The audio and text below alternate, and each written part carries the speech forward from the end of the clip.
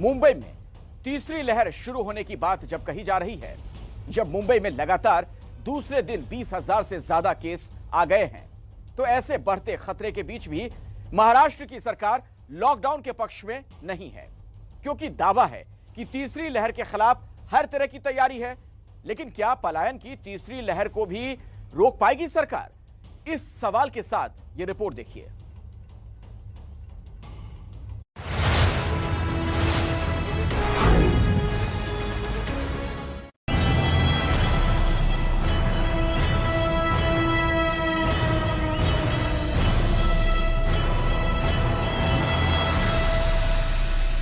घबराने की बात नहीं है, लेकिन चिंता जताने की बात है। जो एसओपी आपको दी गई है वो एसओपी का पूरी तरह आप फॉलो करो। पूरा लॉकडाउन का मुंबई में आज तो नहीं है, डरो मत, खबरदारी में। मुंबई में कोरोना का खतरा बहुत बढ़ गया है, कोरोना बेलगाम हो गया है। मेयर फिर भी भरोसा दे रही हैं कि डरना नहीं है, घबराना नहीं है, पैनिक नहीं करना है। लेकिन क्या ये भरोसा उन लोगों तक पहुंच रहा है जो दूसरे राज्यों से आकर मुंबई में बसे?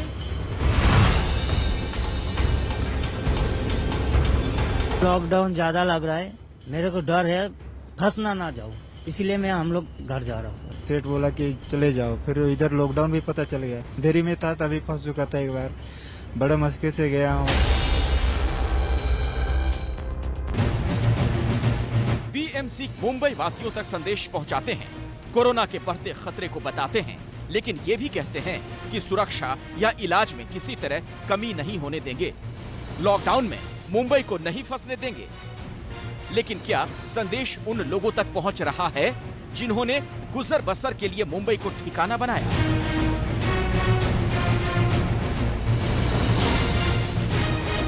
पिछले साल भी देखा है, हम लोग तो खैर नहीं फंसे थे, दूसरा आदमी लोग फंसे थे तो बहुत परेशानी हुआ, इसलिए उसी तरह हम लोग को फंसना पड़ जाएगा करके हम लोग जा रहे हैं। लॉकडाउन की वजह से घर जा रहा हूँ।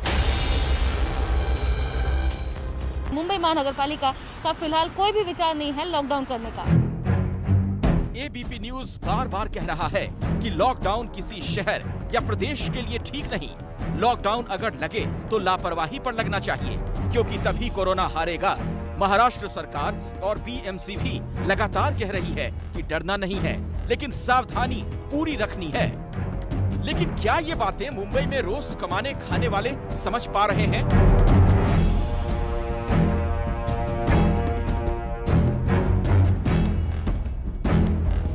मेरे ऊपर जो घर चलता है ना, वो तो घर चलने का बंद होएगा।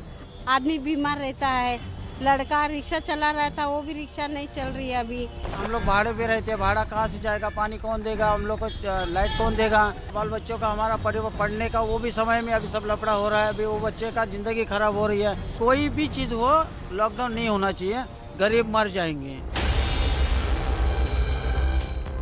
इसीलिए एबीपी न्यूज घंटी बजाकर आज ये कह रहा है कि कोरोना में पलायन की तीसरी लहर को रोको। ऐसे लोगों को भरोसा सरकार से मिले कि उन्हें पलायन जैसा कदम उठाने की जरूरत नहीं है। ये विश्वास लोगों में जगाए कि सरकार कोरोना से भी बचाएगी, कोरोना को हराएगी। मुंबई के लोग हों या मुंबई में बसने वाले देश के दूसरे कोने के लोग, हर व्यक्ति तक ये बात पहुंचे कि डर से नहीं, सावधानी से हारती है कोरोना जैसी महामारी।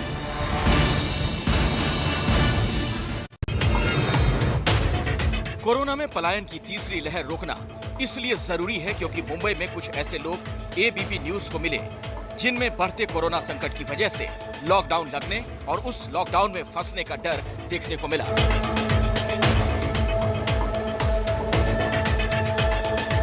ये एलटीटी यानी लोकमान्य तिलक टर्मिनस है, जो मुंबई के बड़े स्टेशनों में से एक है। यहाँ कुछ ऐसे लोगों से एबीपी न्यूज रिपोर्टर सूरज ओझा की मुलाकात हुई जिनमें कुछ पश्चिम बंगाल के हैं, कोई छत्तीसगढ़ का। कामकाज की तलाश में ये सभी मुंबई आए, यहीं रहकर कमा खा रहे थे, परिवार का पेट पाल रहे थे। लेकिन लॉकडाउन की खबरों ने इन सब के मन में डर बिठा दिया और ये सामान उठाकर अपने घर जाने के लिए इस स्टेशन पर पहुंच गए। ऐसे ही लोगों में रतन और अशोक हैं। पहले आप इन्हें सुनिए।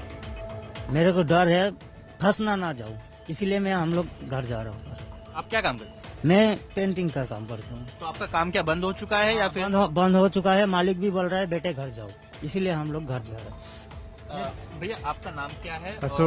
अशोक खलखो, क्या काम करते हैं? मच्छी फैक्ट्री में। क्यों जा रहे हैं आप? सर तबीयत खराब था, इसीलिए सेठ बोला कि चले जाओ। फिर इधर लॉकडाउन भी पता चल गया, इसीलिए छुट्टी मांग के जा रहा हूँ सर। अशोक अकेले नहीं हैं, इनके साथ श्रीराम, साईनाथ और सूरज भी हैं, जो बंगाल में अपने घरों तक पहुंचने के लिए मुंबई के इस लोकमान्य तिलक टर्मिनस पहुंच गए। मुंबई में जल्द लॉकडाउन लगने वाला है, ऐसी खबरों ने इन सभी के अंदर डर भर दिया है। मुंबई की मेयर ने 4 जनवरी को यह कहा था कि शहर में अगर रोज 20,000 से ज्यादा कोरोना केस मिलने लगे तो लॉकडाउन या मिनी लॉकडाउन लग सकता है। लेकिन 20,000 से ज्यादा केस आए तब मेयर किशोरी पेडनेकर ने साफ किया कि लॉकडाउन फिलहाल नहीं लगेगा, लेकिन मिनी लॉकडाउन का फैसला जरूर लिया जा सकता है। अभी तो पूरा लॉकडाउन का मुंबई में आज तो नहीं है, लेकिन मिनी लॉकडाउन या कड़क निर्बंध हो सकता है। मिनी लॉकडाउन यानी पूरी तरह तालाबंदी नहीं, बल्कि बढ़ते कोरोना पर काबू पाने के लिए पाबंदियों को और कड़ा कर देना।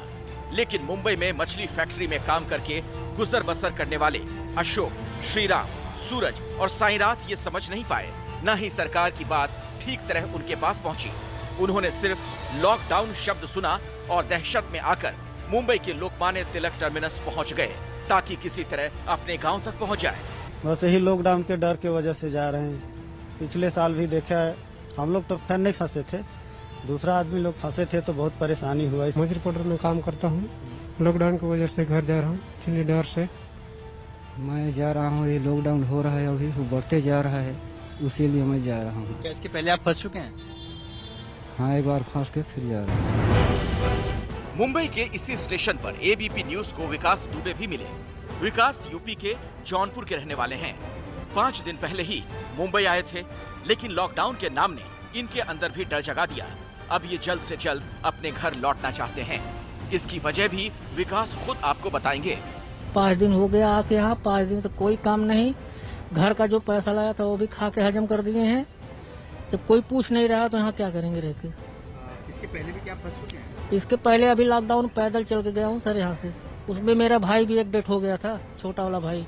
पूरी फैमिली हम लोग साथ में थे सर। 21 दिन का लॉकडाउन लगाया था पहले बार। अगर यहाँ रहेंगे कोई हमको देखने वाला नहीं है। अगर हमारे ऊपर कुछ हो जाएगा या भूखा गाँव में रहूंगा तो कैसे नमक रोटी खा सकता हूँ, मगर यहाँ कोई देने वाला नहीं है।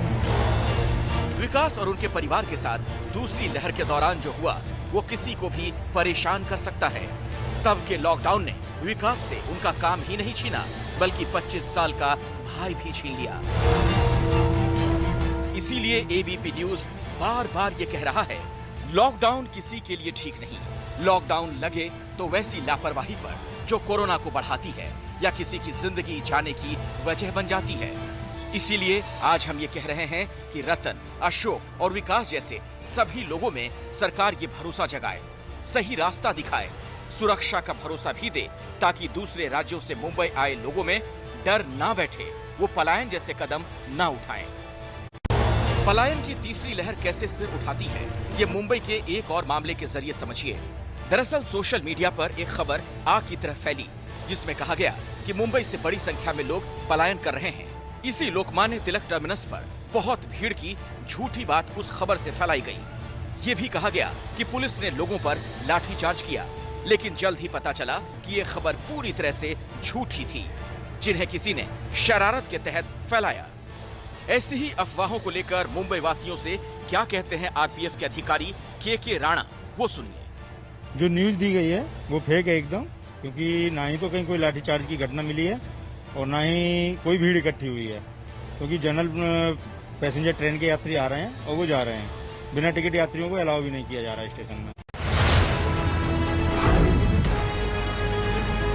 ऐसा नहीं है कि मुंबई से दूसरे राज्यों में अपने घरों की ओर लौटने वालों की तादाद बहुत ज्यादा देखने को मिल रही हो। सख्ती और बढ़ती पाबंदियों की वजह से लोग स्टेशनों पर कम नजर आ रहे हैं। पुलिस, आरपीएफ और बीएमसी की टीमें निगरानी रखे हुए हैं। लोगों से पैनिक ना करने की अपील के साथ जनता को सुरक्षा का भरोसा भी बार बार दिया जा रहा है। आईसीयू बेड भी हमारे पास 2736 है। वेंटिलेटर बेड भी हमारे पास 1407 है। ऑक्सीजन बेड भी 19,912, क्योंकि लॉकडाउन किसी को भी परवड़ने वाला नहीं है।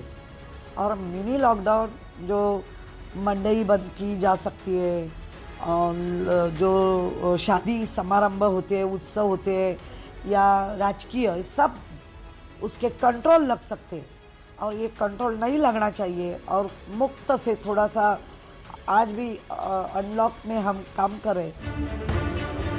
लॉकडाउन नहीं लगेगा, बस पाबंदियां बढ़ेंगी। ये कहा जा रहा है ये भी कि मुंबई में कोरोना का खतरा और ना बढ़े, इसके लिए लोगों को भी साथ निभाना होगा। लेकिन ऐसे लोग लगातार मिल रहे हैं जिनके अंदर लॉकडाउन के सिर्फ नाम ने ही चिंता बढ़ा दी है। प्रभा देवी इलाके के ऐसे ही कुछ लोगों से मिली संवाददाता लता शर्मा। इनमें कुछ मुंबई के हैं, कुछ बाहर के। अलग अलग काम करते हैं, लेकिन डर और चिंता लगभग एक जैसी। लोग हैं सब्जी वाले या दुकान वाले, उनकी क्या स्थिति है, वो क्या मानते हैं इस लॉकडाउन के बारे में, ये जानने के लिए मेरे साथ कुछ सब्जी बेचने वाली यहाँ पे आंटी जी हैं। मैं आपसे जानना चाहूँगी, अगर लॉकडाउन होता है फिर से, तो क्या दिक्कतों का आपका सामना करना पड़ेगा, क्या प्रॉब्लम्स होंगी आप? प्रॉब्लम तो यही होगी ना कि मेरे ऊपर जो घर चलता है ना, वो तो घर चलने का बंद होएगा, आदमी बीमार रहता है। हम लोग गरीब आदमी हैं, ये भाजी पाला बेच के हम लोग चाय पानी में अपना खाना पीना पकाते हैं, अपने बाल बच्चे को पोसते हैं। अभी हमारे को गवर्नमेंट सर्वेंट तो है नहीं हम लोग, तो हम लोग का पेट पानी का क्या होगा? लॉकडाउन लगेगा तो बहुत आदमी को भाड़ा कैसा निकलेगा, आदमी का पगार कैसे निकलेगा? लाख रुपए भाड़ा है दुकान का, और व्यापारी को लेन देन करने का कैसा हमारा निकलेगा भाड़ा? ऐसे ही लोगों के लिए आज एबीपी न्यूज उठा रहा है ये आवाज कि कोरोना में पलायन की तीसरी लहर रोको, क्योंकि पलायन या डर से नहीं बल्कि सावधानी से हारेगा कोरोना। और इसके लिए सरकार को तो अपनी जवाबदेही बढ़ानी ही होगी, जनता को भी सहयोग बढ़ाना होगा।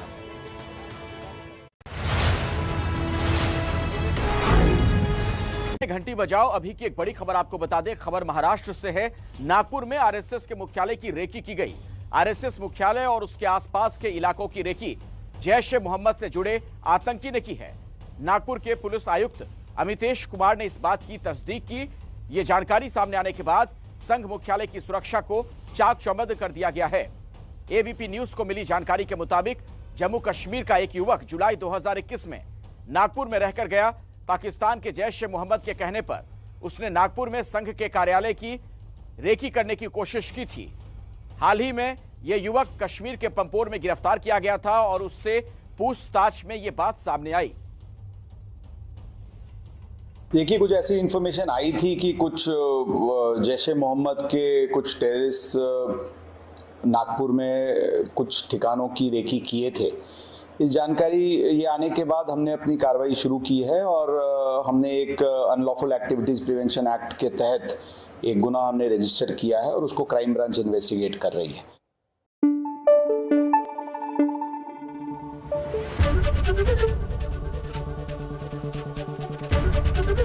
एबीपी न्यूज आपको रखे आगे।